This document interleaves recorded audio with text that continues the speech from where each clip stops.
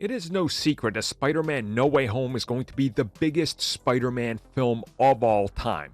And of course, we know that at the time that this film was in production and shooting, Marvel Studios already had hired the one and only Sam Raimi, who did the trilogy for Sony.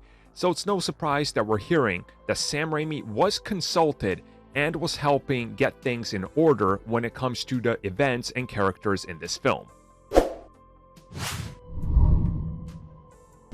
So we already know from previous discussions, from bonus features that were released on Disney Plus and additional content that's been stated by directors and producer in interviews, that if you look at the MCU, there is a giant team effort and there is an idea, and here's how we get to this point.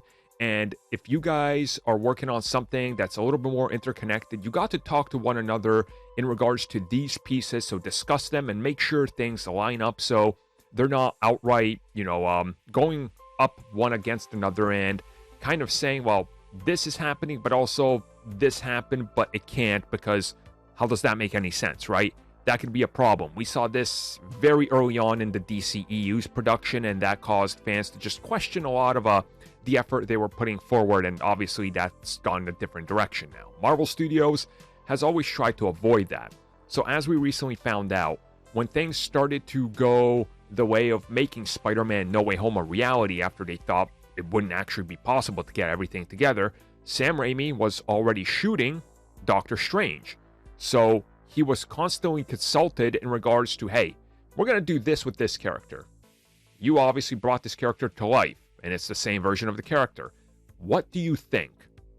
Should we do it like this? Is this maybe a factor?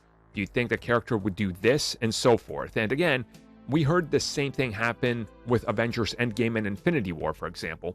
James Gunn was consulted on how would the Guardians act in this scenario. What do you think?